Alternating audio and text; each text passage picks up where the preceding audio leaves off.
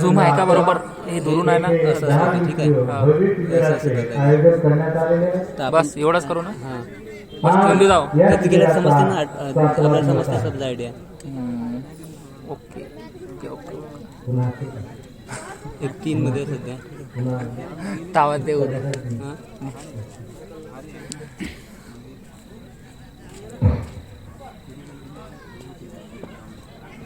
तर ती गेल्यावर समजते ना आयडिया. भीमराव रामजी आंबेडकरांना डॉक्टर बाबासाहेब पासून म्हटले गेले. कोण पाहिजे? समजा भीमराव हे रामजी आहे, आंबेडकरांना तेवढं. डॉक्टर बाबासाहेब आंबेडकर ती गेल्यावर पासून समजते. म्हटले एवढं गेले. डिस्टन्स ठेवायचं फक्त एवढं त्या खुर्चीच्या एवढं. असं खालीवर होती ना? खालीवर हा हे थोडासा करायचं ज्यांना येत ना, असेल हे त्यांना. फिरवायसाठीच असते ना. खालीवर असं स्ट्रेट असं खाली. नाही होते आपला बाप आहे ना तो आपल्याला वर काढलं त्यानं ही माहिती ठेव आहे? समोर जाऊन बघ मस्त. ठेव. हां पण पाहिजे बरं, जजमेंट घे बरोबर, किती जवळ पाहिजे, किती डिस्टन्स पाहिजे, आरामात कर. महाडच्या 14 तळ्याच्या एक दिवस आधी महाड 14 तळ्याच्या एक दिवस आधी तिथे गजर झाला. डॉक्टर बाबासाहेब आंबेडकर की जय. डॉक्टर बाबासाहेब आंबेडकर आगे बरो हम तुम्हारे साथ है. आणि त्यांनी तो महाडचा सत्याग्रह केला. तिथे जन्म झाला.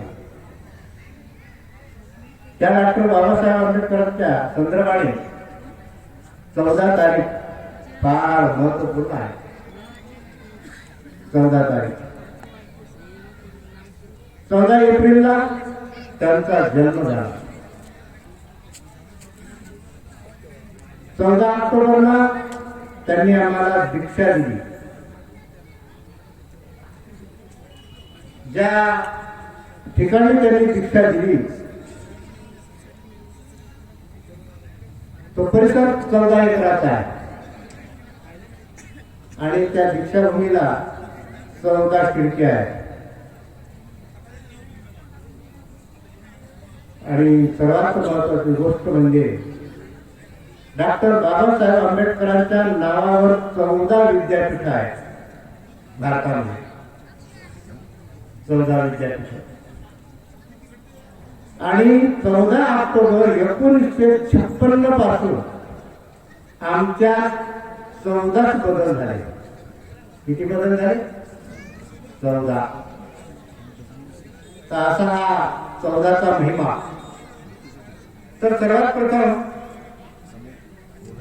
आमच्या जे बदल झाले 14, तर पहिला बदल कोणता झाला? आमची ओळख बदलली. काय बदलली? ओळख. पहिले काय म्हणत होते लोक? महाड. आता म्हणतात का? आता जर म्हणलं तर आम्ही त्याला दाख दाखवतो अॅट्रॅसिटी ऍक्टचा. महाड. तर पहा, काही लोक झेड म्हणतात. झेड म्हणतात. तर ते झेड नाही, तर ते काय आहे? इंग्रज या देशात आले. त्यांनी या देशातील सर्व समाजाचा अभ्यास केला. सर्व समाजाचा अभ्यास केल्यानंतर त्यांना समजलं की महार जात इमानदार आहे, महार जात शीलवान आहे, महार जात धैर्यवान आहे, महार जात नीतिवान आहे. असा सगळा अभ्यास केल्यानंतर मग त्या इंग्रजांनी म्हटलं, काय म्हटलं?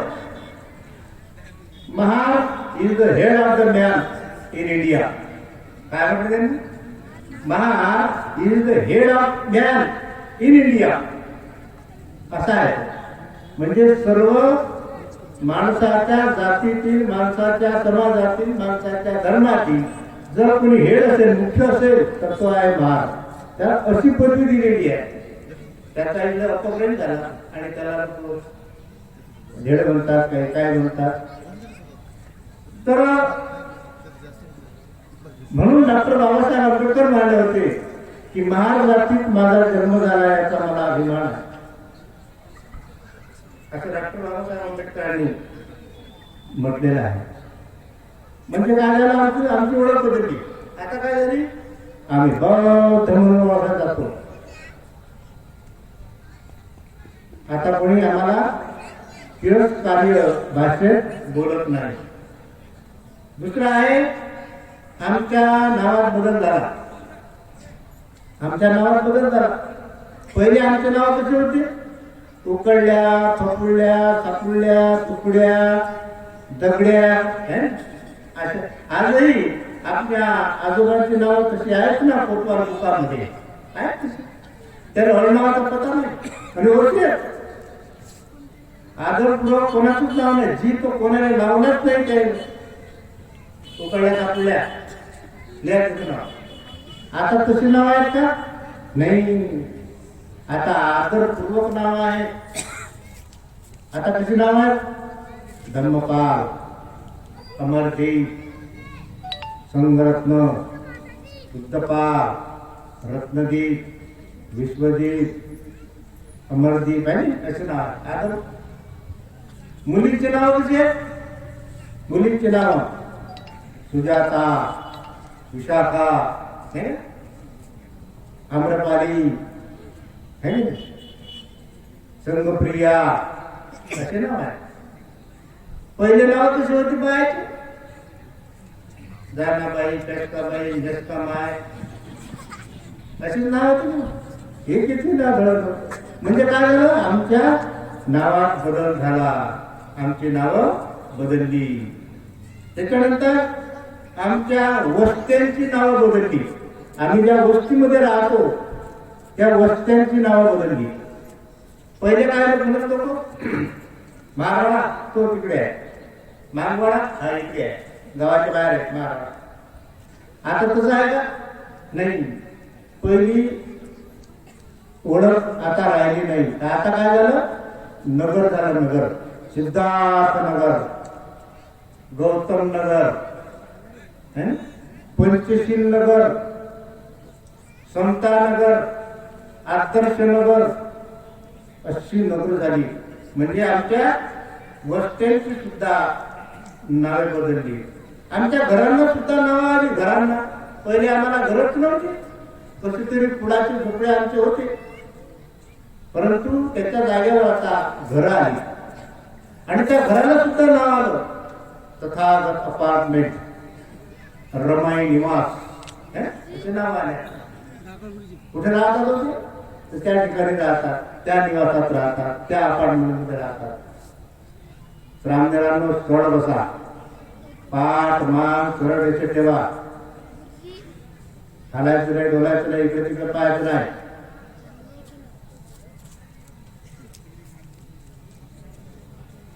तर काय झालं? आमच्या घरांना नावं आली. आमचे डोळे कुठे होते? गावाच्या बाहेर. आता कुठे आहे? मध्यात आहे. मध्यात, गावाच्या मध्यात. असे घर आहेत आपले की त्याच्यावरती बाहेरून भगवान बुद्धांचा फोटो आणि बाबासाहेबांचा फोटो लावलेला असतो. म्हणून समजतो हे बुद्धांचं घर आहे. किती सुंदर घर आहे, किती मोठं घर आहे, किती किमती घर आहे असं वाटतं. त्याच्यानंतर आमच्या शहरांची नावं बदलली. शहराची नाव ते नावही कसे आले? धम्मिक नाव आले. याचा तुम्ही जर उत्तर प्रदेशमध्ये गेला असता तर उत्तर प्रदेशात खूप सारे नगर असे आहेत, खूप सारे गावं असे आहेत. तिथल्या राज्यकर्त्यांनी ते उत्तर प्रदेशामध्ये सगळं धम्ममय वातावरण त्यावेळेस करून टाकलं होतं. ते आजही काय नाही. त्यानंतर आमच्या रस्त्याला सुद्धा नावं आली. डॉक्टर बाबासाहेब आंबेडकर मार्ग, सिद्धार्थ मार्ग, तथागत मार्ग, रमाई मार्ग, महात्मा ज्योतिबा फुले मार्ग, अशी नावं आली. त्याच्यानंतर चौक, त्याचं चौकटी नाव आलं. चौकटी डॉक्टर बाबासाहेब आंबेडकर चौक.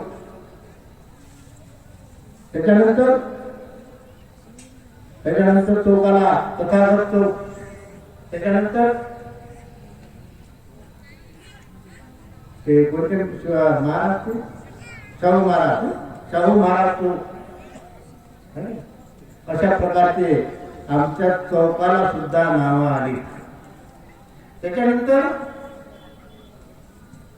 आमचे देव बदलले. पहिले कोणते होते? जानामाय, चषकामाय, सादातवा, खंडोबा हे होते. आणि याचं ठिकाण कुठं होतं? जिथं महिला जातात तिथे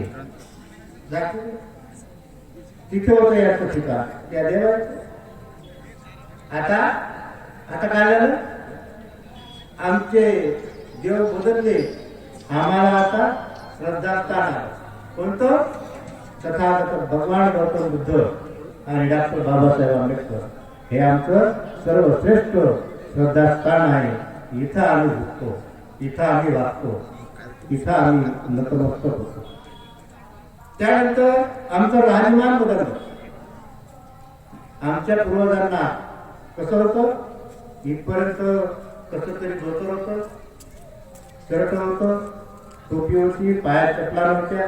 आता मात्र आमच्या मुलांच्या अंगावर घरघरी कापड आहे. कोणत्याही दुकानात जाऊन कोणतंही कापड तो खरेदी करू शकतो आणि कोणत्याही टेलरजवळ तो शिवण्यासाठी देऊ शकतो. त्यावेळेस तसं नव्हतं. दुकानदारांना कपडा दिला की घरीच कसं तरी ते शिवायला तसे आणि मग त्या अंगावर टाकला. ते तसं नाही, त्याला ते घासून मडक झालं पाहिजे. त्याच्यानंतर काय झालं? त्याच्यानंतर आमचं अभिवादन बदललं. अभिवादन आज बौद्ध लोक एकमेकांना जे भी म्हणतात, त्याच्या अगोदर काय म्हणत होते? जोहार नाही, जोहार ते दुसऱ्या समाजाच्या लोकांना म्हणत होते ना. जोहार मायबाप दुसऱ्या समाजाच्या लोकांना म्हणत. आपल्या आपसात काय म्हणत होते बौद्ध लोक एकमेकांना भेटल्यानंतर?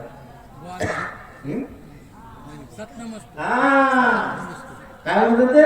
सत नमस्तो, सत्याला नमस्कार करतो. आणि आजही म्हातारे जे आहेत, तुम्ही लक्ष ठेवा त्यांच्यावर, त्यांनी तोंड धुतलं की बाहेरच्या बाहेर ते सूर्याला हात जोडतात. सूर्य सत्य आहे, सूर्य तेजस्वी आहे, सूर्य प्रखर आहे. आणि मग काय झालं आमचं? जय भीम, जय भीम. हा जय भीम कधी? या जय भीमचा जन्म कधी झाला?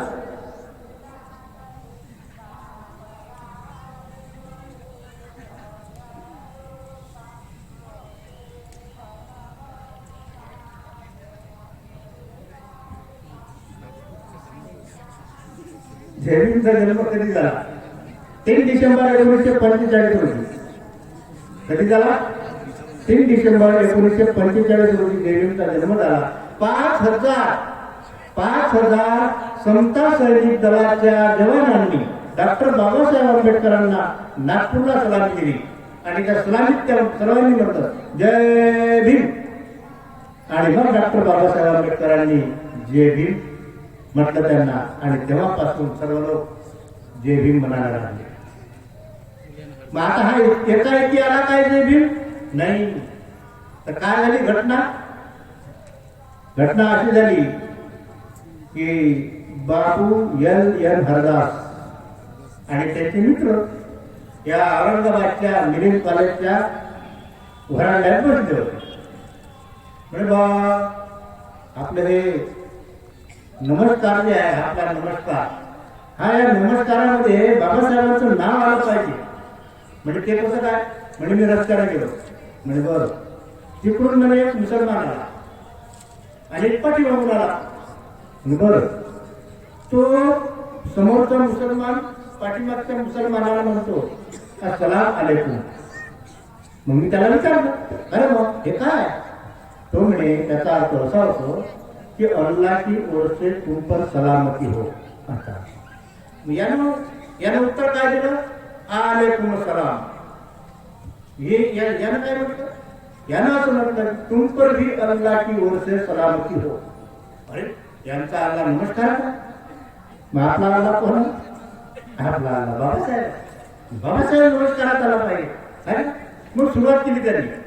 या तरुणांनी सुरुवात केली, 5-6 तरुणांनी काय सुरुवात केली? जय रमापती. हा जय रमापती कधी आला? 1939 साली. कधी आला? 1939 साली. मन आपसातून म्हणत बसले करून जय रमापती जय रमापती जय रमापती. पण त्या फटाकले त्यांना कोणालाही जय रमापती म्हणतो हे काय बरोबर नाही. त्याचा उद्देश काय होता? रमाबाईचे नावाचे बाबासाहेबांची नावाचे. पण ते काही जमीन आहे ते काही बरोबरच नावाच्या खानाला म्हणतात. हे काही जमणार नाही. मग त्यांनीच ते बदललं. त्याच्यानंतर 1941 रोजी 41 रोजी काय केलं त्यांनी? बाबासाहेब कसे आहेत? बाबासाहेब धैर्यवान आहे. बाबासाहेब शक्तिशाली आहे. बाबासाहेब धीट आहे. मग बलभीम. काय झालं ते? बलभीम. मग त्याचा बलभीम झाला. कोणी कोणाला म्हणे बलभीम, तोही म्हणे बलभीम, तोही म्हणे बलभीम. हे गंगा नाही म्हणले का? बलभीम काही बरोबर नाही. मग आणखी त्या बाबू येले हरदासच्या मनामध्ये रात्री 12 वाजता अरे हे तर तुला सोपं आहे म्हणजे जय भीम. रात्री 12 वाजता त्याच्या लक्षात आलं. आणि 1942 पासून हे सुरुवात झाली. तर हे बाबासाहेबांच्या कानावर गेली की अशा प्रकारचा नमस्कार या मुलांनी काढला. मग बाबासाहेब स्वतः पत्रात जय भीमनं सुरुवात करत असतात. 1942 पासून बाबासाहेबांनी सुरुवात केली. आणि त्याच्या अगोदर काय लिहित होते बाबासाहेब? पत्राची सुरुवात करताना जय शिवराय. काय लिहित होते? जय शिवराय असं लिहित. बाबासाहेबांनी सुरुवात केली 42 पासून. हा जय भीम पसरत चालला पसरत चालला पसरत चालला. याला काहीतरी मूर्त स्वरूप आलं पाहिजे, हे फायनल झालं पाहिजे. याच्यासाठी म्हणजे 1945 साली 5000 सैनिकांनी सलामी दिली आणि तो फायनल केला. दिवस होता 3 डिसेंबर 1945. तर अशा प्रकारे हा जय भीमाला हे अभिवादन आलं. त्याच्यानंतर आमच्यामध्ये शैक्षणिक बदल झाला. पूर्वी आम्हाला शिक्षणच नव्हतं, कारण वर्णव्यवस्था होती. वर्णव्यवस्थेचं सूत्र काय होतं? ब्राह्मण 5व्या वर्षी शाळेत जाईल, क्षत्रिय 8व्या वर्षी शाळेत जाईल आणि वैश्य 12व्या वर्षी शाळेत जाईल आणि शूद्राला शिक्षणच काय. आता ब्राह्मण 5व्या वर्षी शाळेत जाईल कशासाठी? की तो या सगळ्यांपेक्षा श्रेष्ठ असला पाहिजे. आता क्षत्रिय 8व्या वर्षी जरी गेला तरी 3 वर्ष त्याच्या मागे आहे ना. आणि 12 वर्ष जरी गेला 12 वर्षी जरी गेला तरी तो आणखी त्याच्या मागे आहे. म्हणजे सर्वश्रेष्ठ कोण राहिला? ब्राह्मण. आणि म्हणून सिद्धार्थ गौतम तुम्ही ग्रंथात वाचलं असेल. सिद्धार्थ गौतमाने शिक्षणाला 8व्या वर्षी सुरुवात केली. त्यावेळेस वर्णव्यवस्था होती, कारण तो क्षत्रिय होती. तर अशा प्रकारे मग शिक्षण नव्हतं. मग हे आम्हाला शिक्षण कोणी दिलं? डॉक्टर बाबासाहेब आंबेडकरांनी. डॉक्टर बाबासाहेब आंबेडकरांनी आम्हाला शिक्षणाचा अधिकार दिला. आणि शिक्षणाचा अधिकार दिल्यानंतर आम्ही शिकायला लागलो. आमचे अनेक तरुण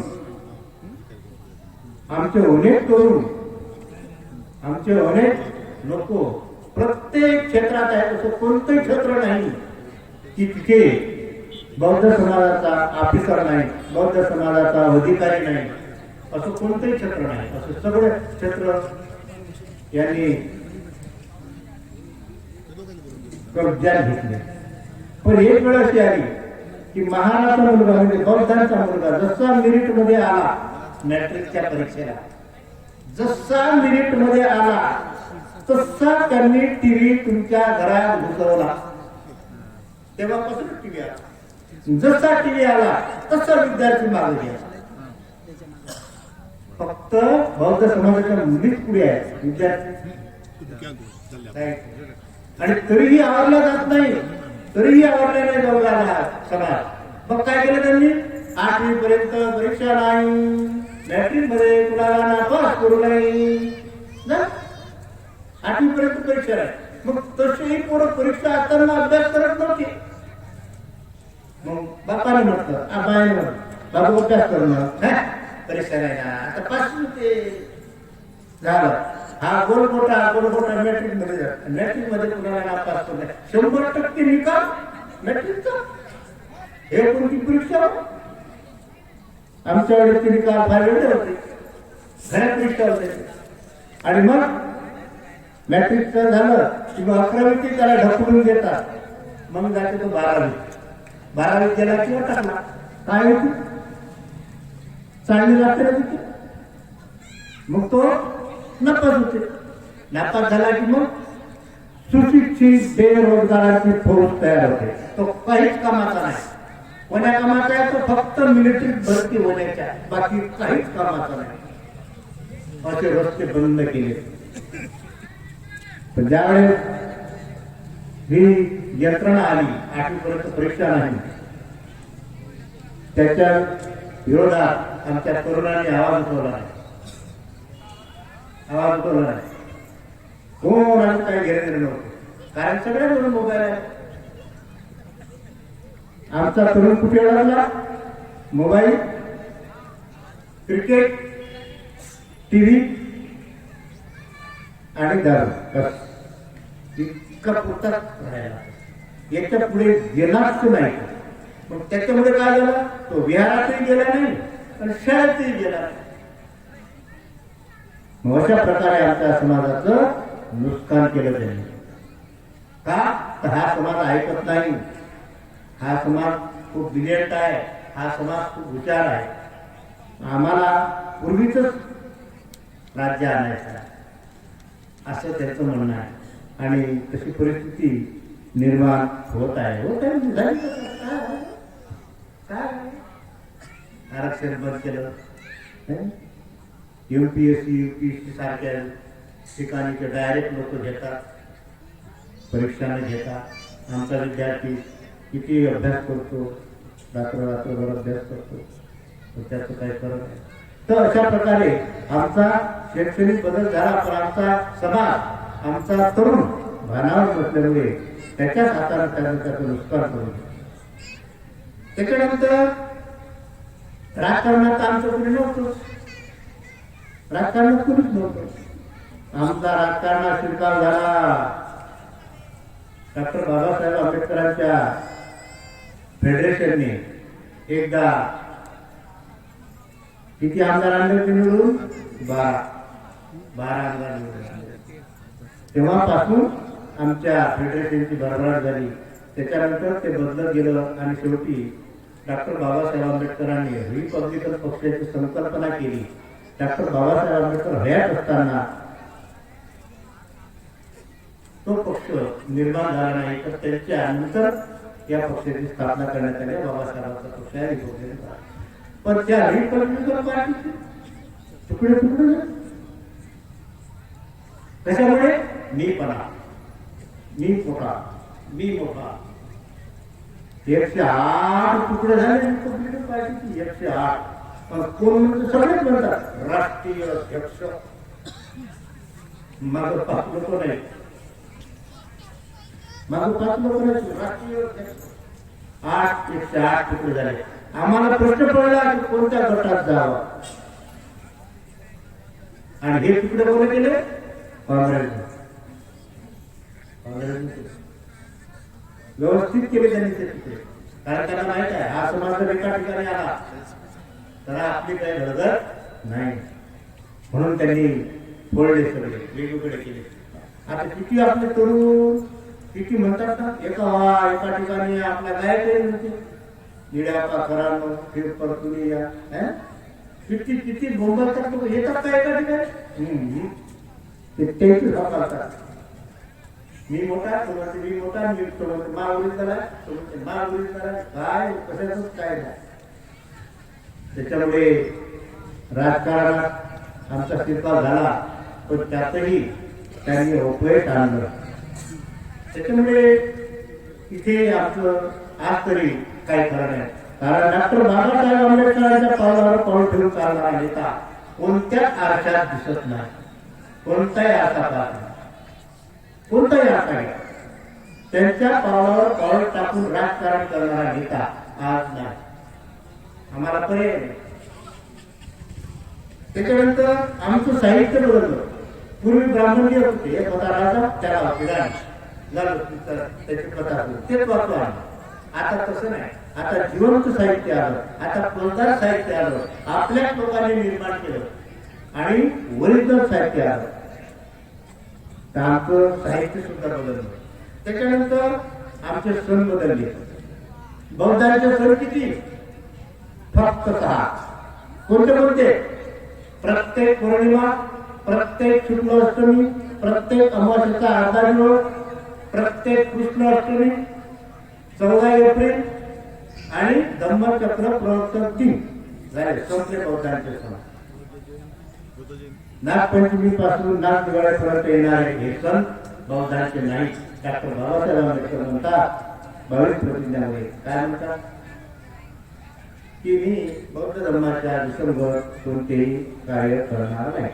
माझ्या जुन्या 19 प्रतिज्ञा आहे. माझ्या जुन्या मनुष्य मात्राच्या उत्साहाला हानिकारक असणाऱ्या आणि मनुष्य मात्राला नीत मानणाऱ्या हिंदू धर्माचा मी त्याग करतो, बौद्ध धर्माचा स्वीकार करतो.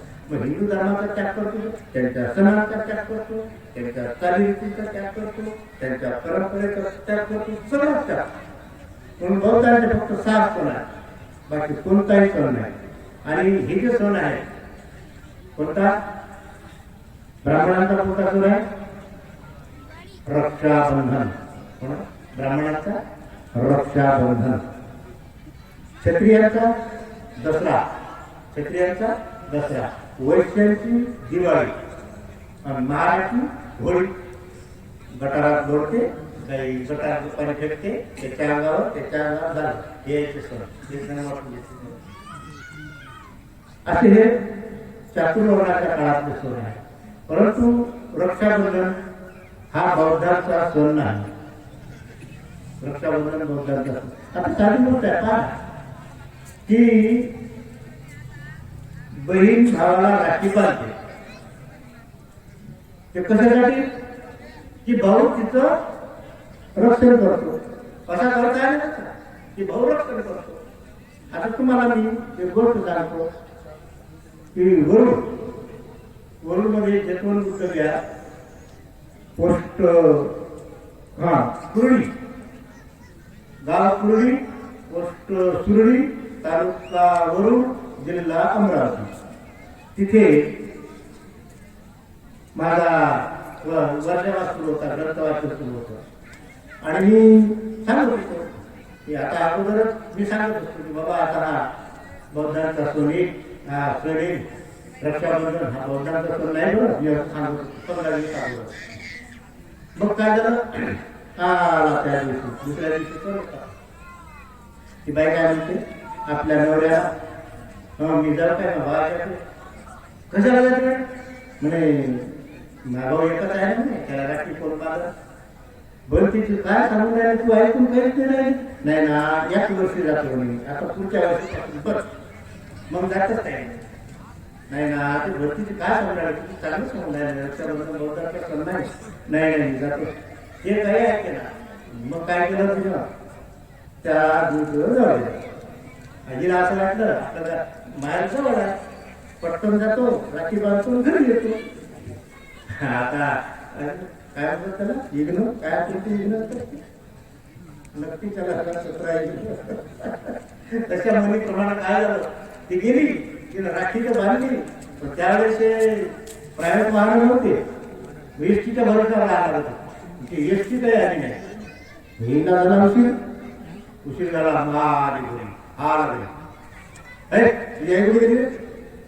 गेली म्हणे राखी बांधायला. नाही म्हणून तरी गेलीच का म्हणे? स्वयंपाक नाही, काय येऊन बरं का तिच्या. आणि मग त्यानं काय केलं असं? काय केलं असं? पूजा केली का नाही गायची? काय? मग मला सांगा राखी बांधून किती वेळ झाला होता? शिबिरात फक्त 4 तास. 4 तासात तो रक्षण नाही करू शकला. 4 तासात ती रक्षण नाही करू शकला तो भाऊ ज्याला राखी बांधली. कुठं आहे? हे कुठं आहे? ती राखी बांधल्यानंतर भाऊ रक्षण करतो. हे कुठं आहे? म्हणून हा कोणाचा सण आहे? ब्राह्मणांचा. या सणाची निर्मिती कशी झाली? ब्राह्मण छत्री घेत असत सोबत छत्री, मग ते छत्री कुठे राहत छत्री? मग ब्राह्मणाने काय केलं? पहिला धागा बांधला कोणाला? छत्रीला. आणि तो आपल्या मनगटा तसा अडकवत, मग हाताला काय लागले की छत्री विसरला पहिला धागा बांधला. तेव्हापासून का धागा बांधला? ही छत्री त्याचं पावसात रक्षण करते, उन्हात रक्षण करते, म्हणून त्याला धागा बांधला आहे ना त्या ब्राह्मणाला. ते इथून आहे सुरुवात धागा बांधण्याची. तर कालांतरानं मग काय झालं की ते अडकवायच्या खांद्यावर अडकवायचे छत्री आहे, त्याला ते धागा बांधत, त्याला धागा बांधत. त्याच्यानंतर आता हे ब्राह्मण लोक ज्यावेळेस आपण त्यांच्याकडे आमचे पूर्वज जात होते काही विचारण्यासाठी, नाव किंवा विचारण्यासाठी जात होते ना आमचे. महापुरीला पोरगा झाला तर नाव सांगा बरं, ठेवा ₹1.25 घे, ₹1.25 होता पहिले, ₹1.25 ठेवला की मग तो पंचा काढायचे सांगे दगड्या 10 दगड्या हे रंग सुतार नाव कोणतंच सांगत करायचे. आणि मग ते काय करत त्यावेळेस जो नाव काढायला जाय की नाही किंवा लग्नाची तिथी विचारायला जाय की नाही त्याच्या हातात तो दागा बांधे. कोण? तो ब्राह्मण. मग तो काय म्हणते तो? बतो बलिराजा दानवेंद्र महाबली प्रेरत्व अहं बंधानी माचलो माचलो माचलो. याचा अर्थ काय? तुमचा शक्तिशाली राजा, तुमचा शूर राजा, तुमचा बलवान राजा बळीराजा, मर्दाचा बळीराजा, त्याला आम्ही मारलं, आणि आता तुलाही मानसिक गुलाम करू मारत आहोत, मारण्याच्या तयारीत आहोत. हलू नको. बलिराजा दानवेंद्र महाबली पेनत्व अहं माचल बंधामी माचल. हे आहे आमच्याकडे झालं नाही. आम्हाला ब्राह्मणाला दाखवा त्याला म्हणलं काय, त्याला काय म्हणलं हे झालं. तो अशा प्रकारे मग काय झालं? आता पहा याचं काय झालं? नारळाचा धंदा कोकणस्थ ब्राह्मण. आणि या पिरियडमध्ये हा जो सण येतो आणि त्या पिरियडमध्ये नारळाला भावच नाही, बेभाव नारळ विकले जात, नुकसान झालं. मग आता काय करा? मग या ब्राह्मणाने काय केलं? एका निर्मात्याला पैसे दिले आणि त्याला सांगितलं की रक्षाबंधन नावाचा पिक्चर काढा. त्याला तो पिक्चर काढला 1961 रोजी. कोणता? रक्षाबंधन. आणि मग त्याच्यामध्ये बहीण भावाला ओवाळते, त्याच्यात राखी असते, त्याच्यात नारळ अर्जट असते, त्याच्यात नारळ पाहिजे ना, नारळ असते, त्याच्यात करगोटा असते, त्याच्यात ते कुंकू असते, असं काय काय असते त्याच्यात. मग त्या सणासाठी ते बंधनकारक ठेवलं काय? नारळ. आता वाचले राखीचा नारळाचा काही संबंध आहे का? तो तरी बंधनकारक ठेवलं. ते नारळ पाहिजे, भावाला नारळ दिलंच पाहिजे. आणि मग नारळाचे भाव वाढले हो. रक्षाबंधन आलं की नारळाचे भाव वाढले, रक्षाबंधन आलं की नारळाचे भाव वाढले. याच्यासाठी त्यांनी हे क्लुप्ती काय लढली ब्राह्मणांनी? क्लुप्ती म्हणजे वाईट काम करण्यासाठी चालवलेली बुद्धी, आणि युक्ती म्हणजे चांगलं काम करण्यासाठी चालवलेली बुद्धी. इतका फरक आहे. क्लुप्ती लढवली आणि नारळ दिला आपल्या हाती. आणि रक्षाबंधन आता आजही आमच्या महिला सण करतात ना तो रक्षाबंधनाचा. हे तर 10 लाख आमच्या बाळाला कोण राखी बाकी सगळ्याच्या हातात राखी असते. मग मुसलमान समाजात भाऊ बहीण नाहीत का? ते बांधतात का राखी? त्याचं रक्षण बरोबर आहे. हे सगळ्या खोट्या गोष्टी आहेत, याच्यातलं काही खरं नाही. म्हणून हा जो सण आहे हा फक्त ब्राह्मणांचा आहे. दसरा सण जो आहे हा क्षत्रियांचा आहे आणि दिवाळी जी आहे ती वैश्यांची आहे, व्यापाऱ्यांची आहे. त्याच्यामुळे आपला या सणाशी काही एक संबंध येत नाही. आमचे 6 सण आहे. प्रत्येक पौर्णिमा, प्रत्येक अष्टमी, प्रत्येक अमावस्येचा आदला दिवस 14 एप्रिल आणि धम्मचक्र प्रवर्तन दिन संपले बौद्धांचे सण. म्हणून हे 6 सण आम्ही पाळले पाहिजे. त्याच्यानंतर आमचे वर्तन बदलले, आमचं वागणूक बदलली, वर्तन बदलले. पर मूळभर लोकांचे बदलले फक्त, बाकीचे तसेच आहे. ज्यांनी काही अभ्यासलं, जे बौद्ध धर्माच्या सानिध्यात आहे, जे बौद्ध बनण्याचा प्रयत्न करीत आहे, ज्यांना धर्म समजला, अशा लोकांचंच वर्तन बदललं. तर अशा प्रकारे हे 14 बदल झाले. कशामुळे? डॉक्टर बाबासाहेब आंबेडकरांनी आम्हाला दीक्षा दिल्यामुळे. किती मोठे बदल झाले.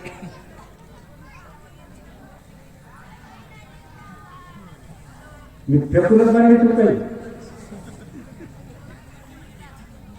मी भेटणार नाही. काय सांगून आलं त्याने? इकडे इकडे इकडे लवकर तो हा इकडे. काय सांगून आलं त्याने? तिथं काय पकड. मला प्रवचन सुरू आहे. रक्षाबंधन कोणाचं सण आहे? रक्षाबंधन कोणाचं सण आहे? हा, रक्षाबंधन कोणाचं सण आहे?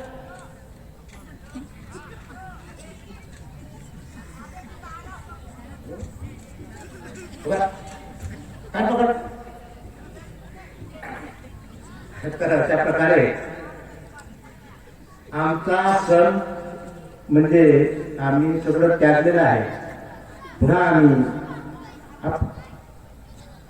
तिकडे जाऊ नये. कारण आम्ही जर समजा आज नवीन कपडे सोडायचे अंगावर आहे, मग कपडा जुना झाला, फाटला, तो आम्ही टाकून देतो.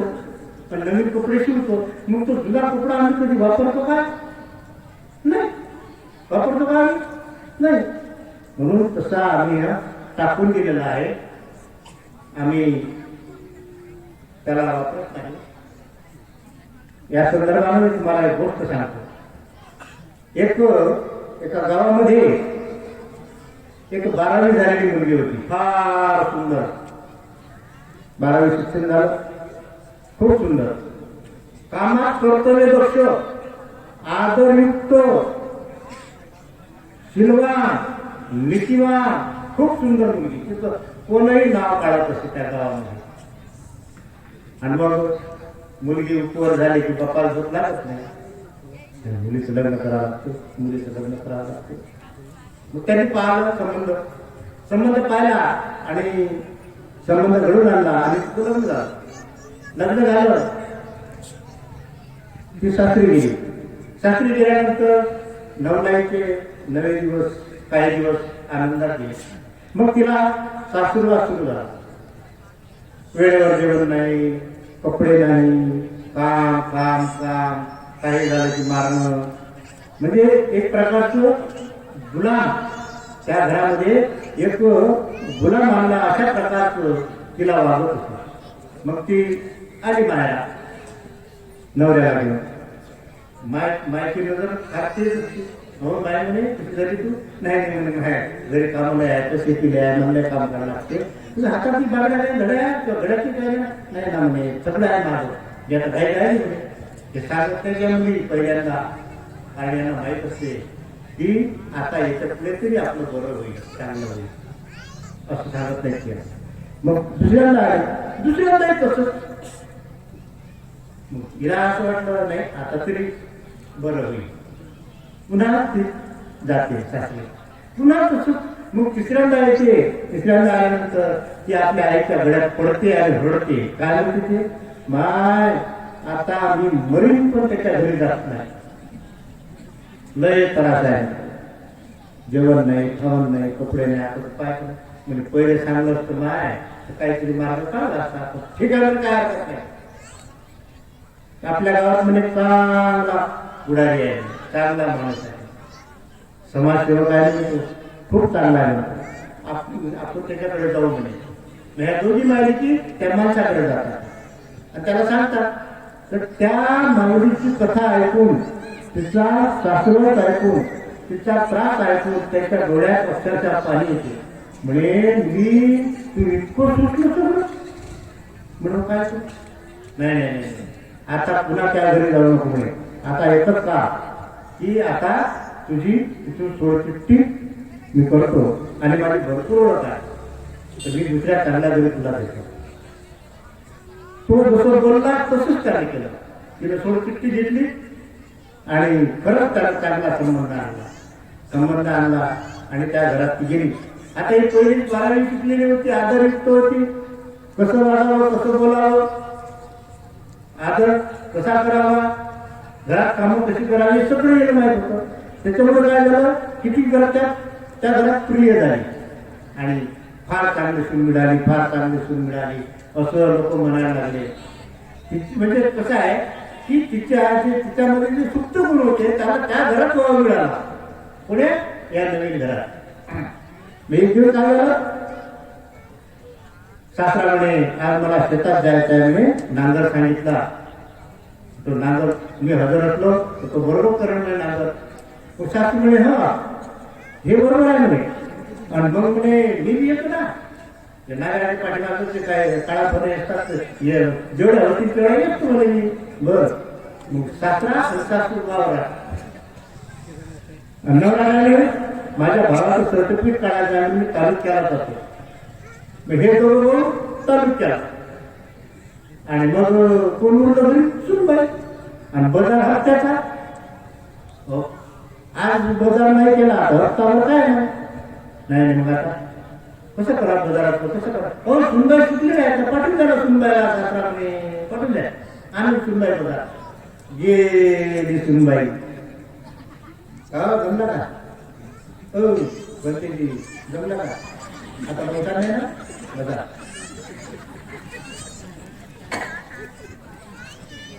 मग सुनबाई बाजारात गेल्या आणि बाजार बाहेरच करा, बाहेरच करा. तो त्याला म्हणलं काय दादा कशाला आले माझे 10 रुपये. बरंच म्हणते 8 रुपये देतं काय, 8.5 देतं काय, तुम्हीच करते की बाई माणसाचं कसं नाही. काय वाजलं विचार डाळ 1 किलो चल. त्या बाईनं इतका सुंदर बाजार केला आणि बाजार करता करता करता करता दिसला तो पहिला बाई भरपूर आहे तिथे इकडे तोही हसला आणि चाललं ते तुमचं कसं आमचं कसं, तुम्ही कुठे आम्ही कुठे, झाला सुंदर गोष्टी सुरू. आली सुनबाई घरी, सुनबाईने मस्त बाजार आणला, सुनबाईने चांगला बाजार आणला. आता असं करू म्हणे आपण आता हड्यात बाजाराला आपण सुनबाईला पाठवतो, सुनबाईचं जमलं. मग सुनबाई बाजार करेल त्यालाही भेटे, भेटी का तुला. आता खरं सांगा मावल्या तिथे किती चुकलं. म्हणजे तिनं त्याच्या बाजूने जायला पाहिजे होतं, त्याच्या तोंडात चुका लागत होतं, त्याशी बोलायला होतं लागत आहे ना. असं वाटतं की तुम्हाला सगळे बरोबर आहे ना, झाला तेव्हा बरं. म्हणजे काय म्हणतात तुम्ही, किती नालायक बाई आहे ती, किती त्रास दिला त्याला, किती मूर्ख आहे ती, असं म्हणतात की तुम्ही. बरोबर आहे की नाही. आता पहा ती मुलगी म्हणजे महार समाज, ही मुलगी म्हणजे महार समाज. महार समाजाला कुठून काढलं, हिंदू धर्मातून.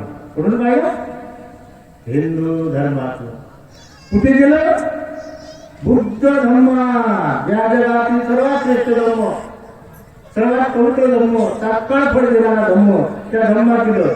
कोणी दिलं, डॉक्टर बाबासाहेब आंबेडकरांनी. तो समाजसेवक कोण होता, डॉक्टर बाबासाहेब आंबेडकर. आपली पैठेत कोण रडला, ढसा ढसा ढसा रडला, माझ्या समाजाचं कसं होईल. आणि आपल्याला हे सगळं वैभव आलं, सगळं वैभव आलं. मग आता समजा, आता तुम्ही जर डबल तिकडे गेल्या समजा, तर मग तुम्हाला काय करणार, तुम्ही ठरवा. आता बोललो तुम्ही नालायक काय मूर्ख आहे, तिला काही समजत नाही, तिला काही अक्कल नाही असं म्हणलं की तुम्ही. मग आता समजा तुम्ही जर तिकडे गेल्या तर मग तुम्हाला काय होणार आहे की नाही? तसं काही करू नका. तिकडे जाऊ नका, तिकडे जाऊ नका. आपल्या बापदादाच्या हजारो पिढ्या अंधारातच जन्माला आल्या, हजारो पिढ्या काळातच गडप झाल्या. तिकडे काहीच नाही गुलाबीशिवाय. म्हणजे तिकडे कोण्या अर्थाने म्हटलेलं आहे, कोण्या अर्थाने म्हटलेलं आहे? त्यांचे सण करणे, त्यांच्या सोबत राहणे, त्यांचे संस्कार पाळणे.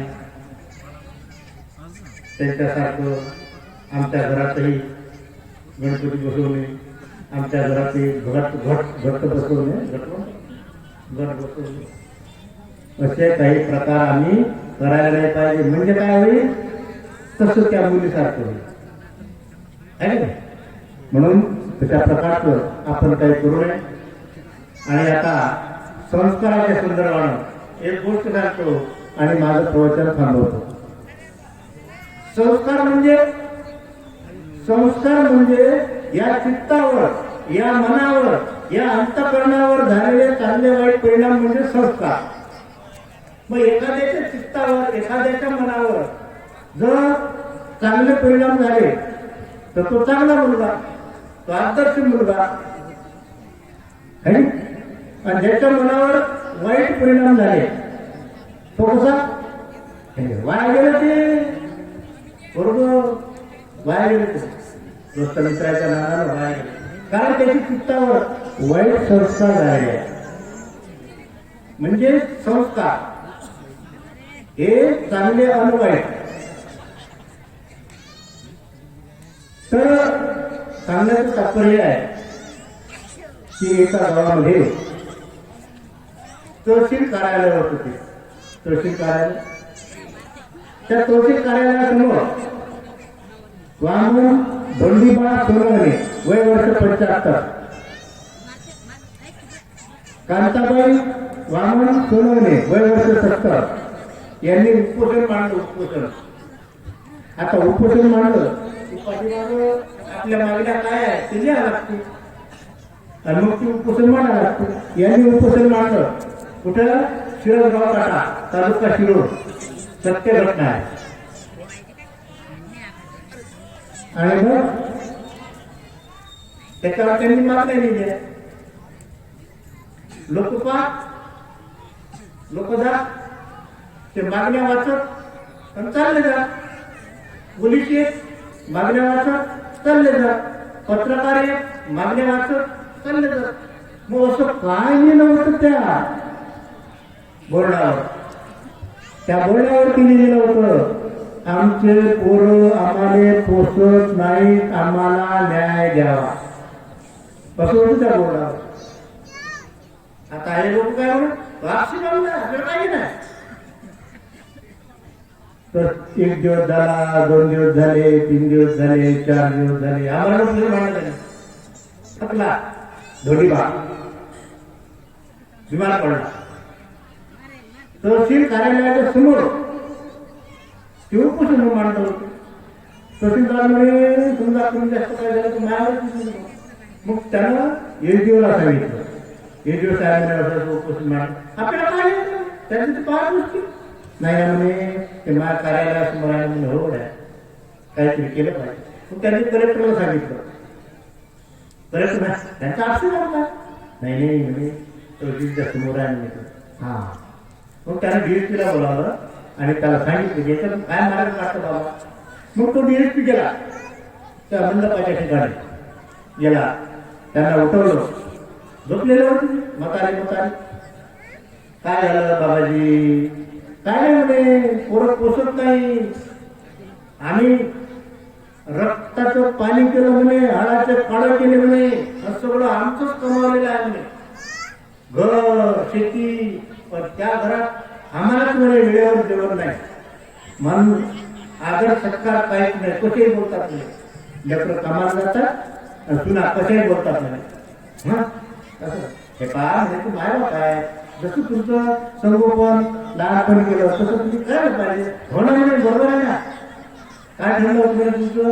आणि असं ठरलं होतं 1 महिना यांना पोसावं,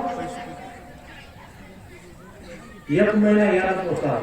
म्हणजे मग 2-4 दिवस चांगले जातात म्हणजे मग पोरं कामाला सुनबाई झुटफूट आमचंच कमावलेलं म्हणजे आमचं आम्हाला पण बोलताना कसं वाटत काय बोलायला. बरं ठीक आहे. मग काय करते ते DSP दोन्ही पोरांना बोला. एकाचं नाव रमेश, एकाचं नाव दत्तात्रय. दोघांनाही बोला. त्या बायकांनाही बोला. कुठे? पोलीस स्टेशनमध्ये. त्यांना सांगते बाबा हे पा असं नाही, असं केलं पाहिजे. मायबाप आहे अमुक आहे. साहेब तो लायला रमेश काय म्हणते, हा मोठा आहे ना, हा दत्तात्रय ना, हा बापाच्या जागेला आहे की नाही, यानं पालन पोषण करायला पाहिजे मायबापाचं. साहेब म्हणते बरोबर आहे गड्या, हा मोठा आहे. हा मोठा कसा म्हणते दत्तात्रय. साहेब तुम्हाला सांगतो, हा बुद्यानं चांगलं यायला गेलं म्हणे, चांगलं घरात हा घ्यायची म्हणे, तर मी बघा पोचू.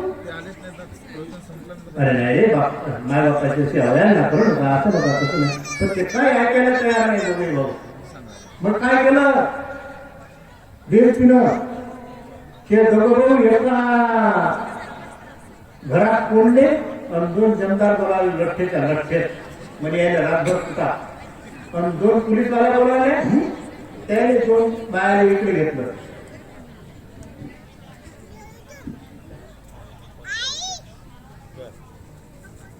बाहेर इकडे घेतलं आणि मग काय झालं, मग पटाला पाहिलं. म्हणलं ना ते तुला सांगलं बाहेर माणसाने.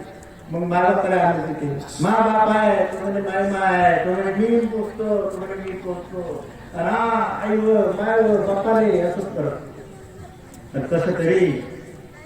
कसं तरी ते निपटलं. ते तिथला मंडप मोडला, घरी गेलो. आता खरं सांगा, सगळेजण पुरुष मंडळी आणि महिला मंडळ सगळ्यांनी सांगा, आता किती सुखात आहेत ते. काय जातं झाड दाखवलं म्हणून आहे का, सुखात आहेत का ना. कुठे दे आता तू वाढलं काय करा. आता काय होईल, ताट नेता सुनबाई ही खाय ठेचलं जगात टाकलं ना काय. म्हणतात पोरगा होतो ना, मी पोरगा सख्खा पोटी केलं येताना आता वाढला करायचा आहे का काय खरं, आहे का काय खरं.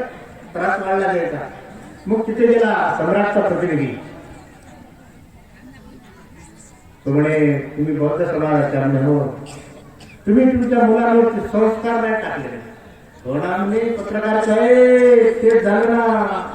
हे पोरं म्हणत काय म्हणत, बाबा विहारात जाऊ का. मग तुम्ही काय म्हणा, मी म्हणत विहारात जाऊ, तुला काय भिक्खू व्हायचं आहे का, तुला काय लग्न लावायचं आहे का, तुला काय कार्यक्रम करायचे आहेत का, अवकाश कर, तुला साहेब व्हायचं आहे. मॅच नाही जाऊ दिलं म्हणजे विहारात. बुद्ध म्हणतात घराल ते भराल फेराल ते उडवे. मीच पाप केलं म्हणे, मी बुद्ध विहारात माझ्या लेकरांना जाऊ दिलं नाही. ज्यांचे मुलं बुद्ध विहारात गेले त्यांचे मायबापा सुखात आहेत म्हणे. पत्रकार साहेब मी काय करू.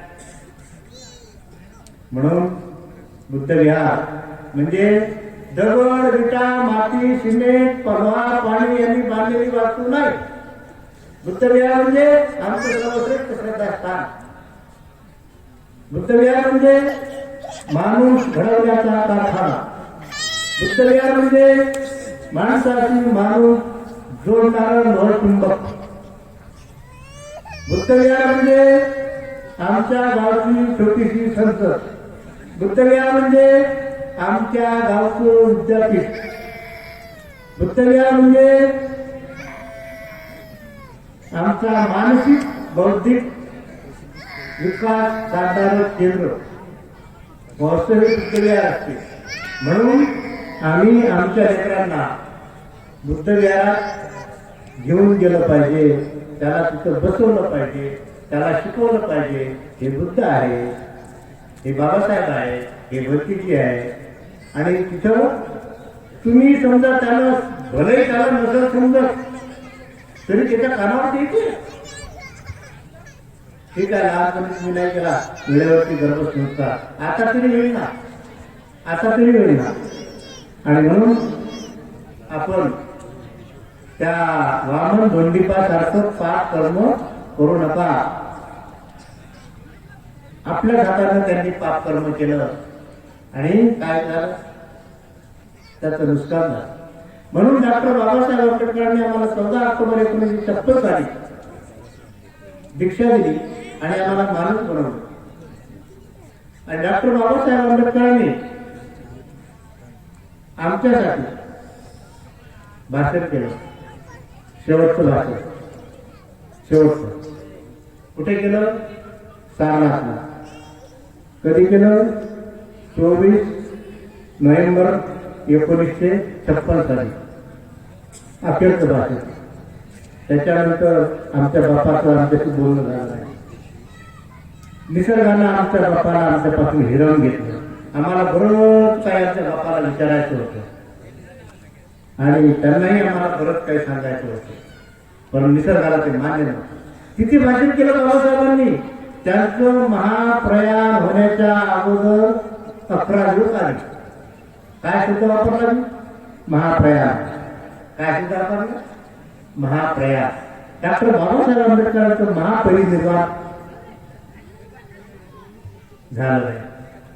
कारण महापरिनिर्वाण कोणाचं होते? फक्त आणि फक्त बुद्धांचं. परिनिर्वाण कोणाचं होते? भिक्खूचं परिनिर्वाण त्यांचं होते. बाबासाहेब बोधिसत्व होते. बोधिसत्व म्हणजे बुद्धत्वाकडे वाटचाल करणारे सत्व, त्यांचं नाव बोधिसत्व. मग बोधिसत्वाचं काय होते? महाप्रयाण. म्हणजे ते झपाट्यानं जात असतात कुणीकडे? बुद्धत्वाकडे. म्हणून आम्ही हा चुकीचा शब्द प्रयोग करू नये. महापरिनिर्वाण फक्त बुद्धाचंच असते. परिनिर्वाण फक्त जे अर्थव्यक्ती असतात त्यांचंच असते आणि जे बोधिसत्व असतात त्यांचं महाप्रयाण. म्हणून आम्ही लक्षात ठेवलं पाहिजे. महाप्रयाण होण्याच्या अगोदर 11 दिवस आधी शेवटचं भाषण आमच्या बापाचं. काय सांगितलं? काय सांगितलं आमच्या बापानं? आमच्या बापाने सांगितलं 4 गोष्टी सांगितल्या आम्हाला. 4. पहिली गोष्ट कोणती सांगितली? तुम्ही तुमचे मतभेद, तुमचे गैरसमज आता घालून टाकले पाहिजे, घालून टाकले पाहिजे. ही पहिली गोष्ट सांगितली. दुसरी गोष्ट काय सांगितली? तुम्ही आता एक झूट असले पाहिजे, एक मूठ असले पाहिजे, एका ठिकाणी असले पाहिजे. मी असेपर्यंत तुमचं काही बिघडलं नाही, परंतु मी कुठपर्यंत असणार? माझ्या पाठीमागे तुमची एकी, माझ्या पाठीमागे तुमची एकी माझं काम करेल. तिसरी गोष्ट सांगितली बाबासाहेबांनी, मिळेलच्या ठिकाणी प्रशस्त सभागृह असणारा बुद्धविहार बांधा. आणि चौथी गोष्ट सांगितली ती ही की दर रविवारी नवीन झालेल्या बौद्धांनी दर रविवारी आपल्या कुटुंबासह बुद्धविहारात गेलंच पाहिजे असं सांगितलं बाबासाहेब. यातली कोणती गोष्ट ऐकली? योग्य नाही. हा, योग गोष्ट ऐकली. मिळेल त्या ठिकाणी बुद्धविहार बांधा. इथला जमीन आहे का? होय झेंडा. खुल्ली जागा आहे का? डाळ झेंडा. हे कंपाऊंड काय ज्याला झेंडा काय बुद्धविहाराचा बांधून ठेवलं काय? समाज मंदिराने बुद्धविहार केले, पण त्या जायचा पत्ता नाही. जात नाही. आमचे बुद्धविहार होस पडलेले आहे. तेवढी गोष्ट ऐकली आहे. पहिली गोष्ट सांगितली बाबासाहेबांनी, तुमचे मतभेद, तुमचे गैरसमज तुम्ही जाळून टाकले पाहिजे, गाळून टाकले पाहिजे. जाळले का आम्ही मतभेद? नाही. बौद्धांच्या वस्तीत गेलो, बौद्धांच्या वस्तीत, मग ते खेड्यात जाओ, शहरात जाओ, महानगरात जाओ, ज्या बौद्धांच्या वस्तीत गेलो पाय ठेवणार की होर पडल्यासारखं होतं. भाग लागते भाग. कशामुळे? रागाग्नी, द्वेषाग्नी, मोहाग्नी सुळागली या 4 आगींनी त्या वस्तीवर असा काही हमला केला की जंगलातल्या वनव्यात आणि वस्तीच्या पेटण्यात काहीच फरक पडला नाही. म्हणून तिथे माणूस नावाची चीज दिसत नाही. काय दिसते त्याची फक्त राख, माणूस नाही दिसते. माणसाची व्याख्या फार अलग आहे. जो चालता फिरतो असतो त्याला माणूस नाही म्हणत. माणूस म्हणजे जो सिलवान आहे, जो नीतिवान आहे, जो गुणवान आहे, जो आदर्श आहे, जो जसा बोलतो तसाच करतो, जसा करतो तसाच बोलतो, शिलाचं पालन करतो, त्याला म्हणतात माणूस. वस्तीत गेल्यानंतर दुसरं चित्र काय दिसते? सद्धर्माचं पालन नाही, गावात एकी नाही, लहान मुलांवरती संस्कार नाही, महिलांना टीव्ही सिरियल पासून फुरसत नाही, असं चित्र दिसतं पहिलं. दुसरं चित्र काय दिसते? घराघरात जर आम्ही डोकावलं तर काय दिसते? बाप लेकात पटत नाही, भाऊ भावात जमत नाही, बहीण भावात समन्वय नाही, माय लेकीत पटत नाही, सून सासू काय करत नाही, सासू आपल्या वजनाला राहत नाही, हे चित्र दिसतं. आणखी काय दिसते? शेजारातून विस्तव जात नाही, नालीवरून म्हणा, लेकरावरून म्हणा, विस्तव जात नाही शेजाराच्या. तरुण पिढी कोणाच्या बापाने दबत नाही, कोणाच्या ऐकत नसेल, कोणाच्या बापाने दबत नाही. पण दारूवाल्यापासून त्रस्त नसेल असं गाव शोधूनही सापडत नाही. त्यांना शांती नगर, ना समता नगर, ना तथागत नगर, ना प्रबुद्ध नगर. बापा बापा. आणि इकडे काय म्हणजे असं काय झालं? आम्ही आमच्या बापाचं ऐकलं नाही म्हणून. आमच्या बापाचं आम्ही ऐकलं असतं ना तो अशी पाळी आपल्याला आली नसती. थोडक्यात सांगतो, बाबासाहेबांकडे पीटर नावाचा पुत्र होता. पीटर बाबासाहेब आपला वेळात वेळ काढून त्याच्याशी खेळत. बाबासाहेब त्याला आपल्या हाताने खाऊ घालत, तेवढंच तिचा विरोध झाला असेल. मग त्याला सवय लागली, जोपर्यंत बाबासाहेब देत नाही तोपर्यंत तो काही खायचं नाही, पियच नाही. लोकांच्या हात त्याला कधीच खाल्लं नाही त्या पीटरने. बाबासाहेब देतील त्याच्यावर काय. एक दिवस बाबासाहेब लिखाण काम करत बसले. नारायण वृत्ती म्हणाला, बाबासाहेब रात्रीचे 10:30 वाजले. म्हणजे बरं मी आता घरी जात नाही. म्हणजे हो, हे तुमचं औषध, हे तुमचं जेवण, हे तर ठेवलं म्हणजे टेबल. म्हणजे हो, आणि त्या पीटरच्या पुढे मी ठेवलं म्हणजे तो काही खाणार नाही म्हणजे तुम्ही गेल्याशिवाय. म्हणजे बरं बरं तुझा पीटर आला, नारायण तू आला.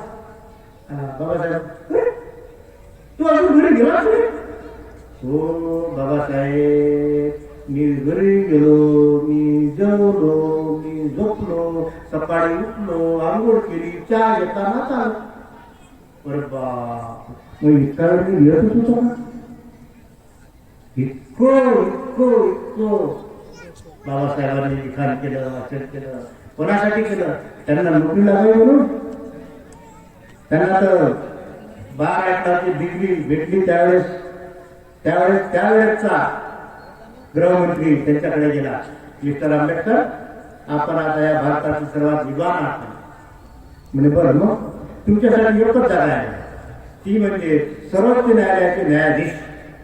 पण त्याच्या पहिले तुम्हाला उच्च न्यायालयाचं 6 महिने काम करावं लागेल. पहा, ज्यावेळेस त्या सरदार वल्लभभाई पटेलांनी तसं म्हटलं त्यावेळी बाबासाहेबांची कमाई महिन्याची 100 रुपये सुद्धा होती. 100 रुपये म्हणजे त्यांना कोणती नोकरी चालू आली? हायकोर्टाची जज 6 महिन्यासाठी, आणि नंतर सुप्रीम कोर्टाची जज. तुमच्यासारखा माणूसच नाही म्हणजे तुम्हाला तुमच्यासाठी तेच जागा योग्य आहे. काय म्हटलं बाबासाहेबांना? त्याला काय, मिस्टर पटेल, हे गाडगं नोकरीचं मी माझ्या गड्यात कशाला बांधलं? हे जर गाडगं मी माझ्या गड्यात बांधलं तर माझ्या समाजाचं काय? माझ्या समाजाला कोण बरत आहे? तो कितपत पडलेला आहे, तो दारिद्र्यात आहे, तो अंधारात आहे. मला नको. ठोकर मारली डॉक्टर बाबासाहेब आंबेडकर ठोकर. कोणतं पद होतं? सर्वोच्च न्यायालयाचे न्यायाधीश. आज तेवढा त्याग आहे का आमच्याकडे? आहे? नाही. आमच्यात तर लोक आहे, जागोजागी लोक भरणार. मग तो नानक रक्त म्हणतो, बाबासाहेब तुम्ही विकारात इतके गर्क झाले, तुम्ही गोळ्या घेतल्या नाही, जेवणही केलं नाही, आणि तो पिटर नाही, घासही खाल्ला नाही, और तुझे मागचा खात होते. त्यावेळेस बाबासाहेब बोलले, काय बोलते? आता तो समजदार झालेला आहे, आता त्याचं जेवण त्यानं केलं पाहिजे. मी माझ्या हाताने त्याला किती दिवस खात पीठ घालत बसू? ओरडले बाबासाहेब नानकचंद्र तुवर. तो मुका प्राणी कुठलं ऐकलं? त्या बोधिसत्वाचं ऐकलं त्यानं, मुक्का त्यानं गेला, त्याला ते खाल्लं, पाणी पिलं. मुका प्राणी पिटर नावाचा कुत्रा एकदाच सांगितलं बाबासाहेबांनी. पण आम्हाला 65 वर्ष झाली सांगून, माणसं असून, विद्वान माणसं असून, शिकलेले असून, ग्रॅज्युएट असून, पोस्ट ग्रॅज्युएट असून 65 वर्ष झाली आम्ही ऐकलं काय? म्हणजे आमची त्याच्यापेक्षा पत्र काम झालं. डॉक्टर बाबासाहेब आंबेडकर बोधिसत्व होते, त्यांनी आम्हाला वर काढलं, त्यांचे अनंत उपकार आहे. 4 मुलं मिली बाबासाहेबांची, 4. कशाने मिली? त्यांना वेळेवरती जेवण मिळालं नाही म्हणून, त्यांना वेळेवरती औषध मिळालं नाही म्हणून कुपोषणाने मिली डॉक्टर बाबासाहेब आंबेडकरांची मुलं. भारताच्या राज्यघटनेचा शिल्पकार, भारतातील सर्वात जास्त शिकलेल्या व्यक्तीचे 4 मुलं. लक्ष दिले नाही कोणासाठी? समाजासाठी. रमाईचं वय किती होतं त्यावेळेस? मरण पाहायचं वय किती होतं? फक्त 37 वर्ष. किती? 37 वर्ष. हे काय मरणाचं वय आहे? एकदा रमाई बाबासाहेबांनी बॅग उचलली आणि निघाले. त्यावेळेस रमाई म्हणते की साहेब मी मरणासन्न अवस्थेत आहे, मी कधी जाईल याचा नियम नाही, इतकी माझी तब्येत खराब आहे, पण तरी तुम्ही बॅग उचलली निघाले. त्यावेळी बाबासाहेब काय म्हणतात? रमा तुला जो आजार आहे ना, या आजाराचे हजारो डॉक्टर आहेत, या आजाराचे हजारो डॉक्टर आहेत, परंतु मी 9 कोटी जनतेचा माझा एकच डॉक्टर आहे. आज मी जर गेलो नाही तर माझी 9 कोटी जनता मरेल. एवढा त्या किती त्या? मग इतका त्याग केल्यानंतर आमचं काय कर्तव्य आहे? की त्यांनी सांगितलेल्या मार्गाने चालायचं आमचं कर्तव्य आहे ना. आता आम्ही सर्टिफिकेट घेतलं, बौद्ध समाज सवलत आहे, ते नाव नव्हता रमाई घरकुलात नाव पाहिजे ना, बौद्ध आहे तिकडे स्कॉलरशिप कोण आली महापुरात बौद्ध समाजाला. एवढं म्हणता येते आम्हाला जोरानं, पण तेवढ्या जोरानं तेवढ्या आत्मीयतेनं पंचशीलीचं पालन नाही करताय. ही आहे बेईमानी बाबासाहेबांची.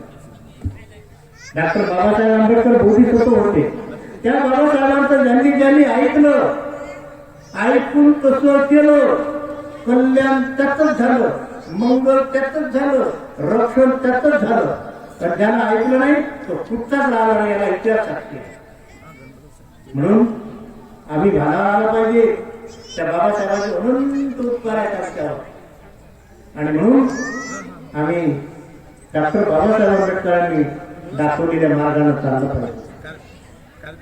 आमचं कुठेच एकी नाही, गावात नाही, राजकारणात नाही, कोणत्या मंडळात नाही, महिला मंडळात तर खरखर नाही, कशीच नाही. त्याच्यात बदले मी इतक्या दिवसाची वंदना म्हणते पुढेच पाहिजे, जास्त केली वंदना तुम्हाला हे मतभेद महिला काय जे नाही. आता नवीन मुली आल्या आहेत, त्या शिकल्या तर तुमच्यापेक्षा चांगलं म्हणतात. हा गर्व सोडा ना, हा अर्थ सोडा ना. हा? घेऊन चाला ना सर्वांना, सर्वांना घेऊन चाला ना. मतभेद गैरसमज जायला सांगितलं बाबासाहेबांना. आमचं पुरुषांचं मंडळ तसं. मी मार्गदर्शन चांगलं करू शकतो. बर, तर माझ्या आता पत्त्याखालीच तुम्ही लोकांनी काम केलं पाहिजे. कारण उभ्या अध्यायाचा पत्ता नाही, पंचशिलाचं तो माहित नाही. 4 प्रकारचे लोक आहेत समाजामध्ये, 4 प्रकारचे. कोणते? एक आहे ढग, कसे आकाशातले पांढऱ्या ढग असते, इकडला तिथे तिकडला इकडे, त्याचा काही उपयोग नाही. पांढरे ढग एक कसा असते तो. काही कार्यक्रम आला, शुभ्र वस्त्र परिधान केलं, मेणबत्ती अगरबत्ती घेतली, ते सगळ्यात केलं, फोटो काढून उभा राहते. हा पांढरा ढग इकडला तिकडे जाते. कधीतरी रोज नाही. पांढरा ढग बोलते. दुसरा ढग आहे. दुसरा ढग कसा आहे? काळा असतो. तो इतका गडबडते, इतका गडबडते, इतका गडबडते, पण पावसाने पत्ता नाही.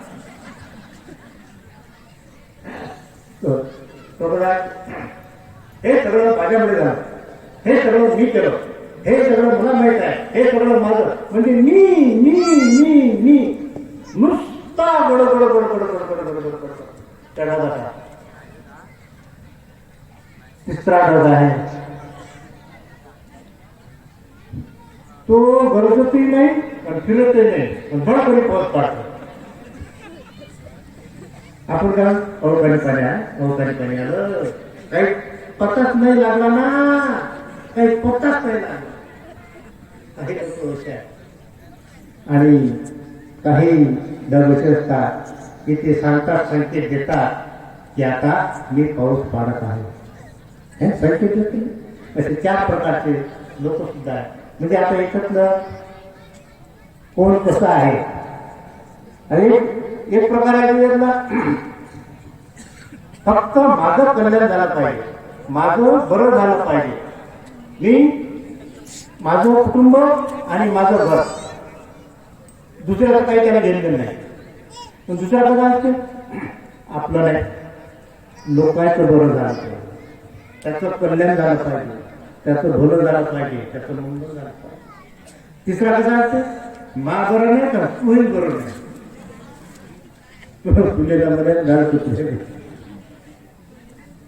तिसरा कसा असते, त्याचंही मंगल झालं पाहिजे, माझंही मंगल झालं पाहिजे, तोही जगला पाहिजे, मीही जगलो पाहिजे, त्यालाही भावना आहे, मलाही भावना आहे. तर कोणता माणूस चालला, जो सोबत घेऊन चालतो. अशी प्रकारची माणसं बनण्यासाठी आम्ही प्रयत्न केला पाहिजे. आणि खऱ्या अर्थानं आम्ही डॉक्टर बाबासाहेब आंबेडकर म्हणाले होते की मी भारत बौद्धमय करेन. त्यांनी केला, त्यांनी त्यांच्या परीनं भारत बौद्धमय केला. तिरंग्यावर त्यांनी चक्र आणलं, राष्ट्रपतीच्या डोक्यावर बुद्धाची मूर्ती आहे. त्यांनी सारनाथचं अशोक स्तंभ राष्ट्रीय चिन्ह म्हणून बनवलं. आणि सगळं त्यांनी त्यांच्या परीनं वरच्या लेवलनं बौद्धमय केलं. आता आपलंच काम होतं, आपण बौद्धमय झाला. मग बौद्धमय होणे म्हणजे चांगला माणूस बनणे, बौद्धमय होणे म्हणजे शीलवान माणूस बनणे, बौद्धमय होणे म्हणजे नीतिवान माणूस बनणे. बौद्धमय हे मावल्या बसा, 2 मिनिटं बसा, फक्त 2 मिनिटं बसा, 2 मिनिटं बसा, तुम्हाला प्रतिज्ञा देतो. आणि संपलं माझं प्रवचन. मग आता काय 5 मिनिटं मला संदेश दिला ना, अर्धा तास चालू द्या, अजून 5 मिनिटं बाकी आहेत ना, अर्धा तासाने असं काय करता. मग जेवढं काम सांगलं तेवढं कर आम्हाला, जास्त करू नये. म्हणून आम्ही काय केलं पाहिजे, आम्ही आमच्या कुटुंबासह बुद्ध विहारात गेलं पाहिजे. आता मी एक प्रथा नाशिकला चालू केली. नाशिकला की डॉक्टर बाबासाहेब आंबेडकरांनी आम्हाला 14 ऑक्टोबर 1956 साली किती वाजता दीक्षा दिली? किती वाजता? 9:05. किती? 9:05. मग ती वेळ आम्ही प्रमाण मानली पाहिजे आणि त्याच वेळेत आम्ही सुद्धा आमच्या गावाच्या बुद्ध विहारात वंदना घेतली पाहिजे, सुरुवात केली पाहिजे. म्हणजे कसं मुसलमान मानतो 1:30 वाजता थांबत नाही, तू जातो त्याच्यात सगळ्यांना माहित आहे 1:30 वाजता आता काही हात नाही घटत नाही, कारण तो मस्जिद मध्ये गेलेला आहे. तसं आपलं झालं पाहिजे. 9:05 झाले, आता काही आपल्याला घटत नाही, आता काही त्याला घडत नाही, पण विहारात गेला तो असं प्रत्येक ठिकाणी झाला पाहिजे. नाशिकमध्ये माझा वर्षावर झाला आणि 140 बुद्ध विहार आहेत नाशिकमध्ये.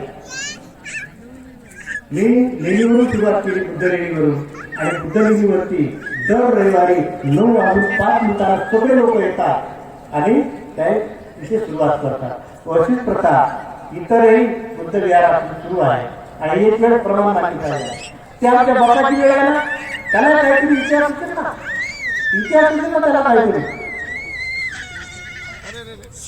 कारण बाबासाहेबांनी कोणती गोष्ट ओळखीत नाही दिली. बाबासाहेबांनी 22 प्रतिज्ञा दिल्या, 22 प्रतिज्ञा. मग त्यांना 21 देता आल्या असत्या, त्यांना 23 देता आल्या असत्या, मग त्यांनी 22च का दिल्या याचा आम्ही शोध घेतला पाहिजे. की 22च का दिल्या, काय कारण आहे ते 22चे? हे बाबासाहेबांनी कोणती गोष्ट ओळखीत नाही दिली, त्यांना काहीतरी इतिहास आहे, त्यांना काहीतरी अर्थ आहे.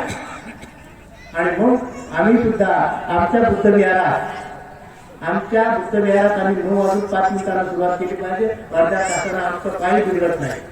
अर्ध्या तासात तिथे जायचं, त्रिशूळ घ्यायचं, जेवढी वंदना आहे तेवढी वंदना घ्यायची, पण 9:05 आम्ही सुरुवात केली पाहिजे. कारण की बाबासाहेबांची वेळ आहे. कोणी जाते 10 वाजता, कोणी जाते 11 वाजता, कोणी 10:30 वाजता. कसं बाया जातात, माणसं घरी. काही वेळात माणसं जातात, बाया घरी. काही वेळात माणसं जातात, बाया जातात, लेकरं घरीच टीव्ही पाहतात. हे नाही, असं नाही. कुटुंबासह सांगितलं बाबासाहेबांनी, कुटुंबासह. म्हणून मी आता तुम्हाला इथे बांधून घेतो, सगळ्यांना बांधून घेतो. म्हणा, मी दर रविवारी माझ्या कुटुंबासह बुद्ध विहारात जाईल आणि डॉक्टर बाबासाहेब आंबेडकरांच्या आदेशाचं पालन करीन.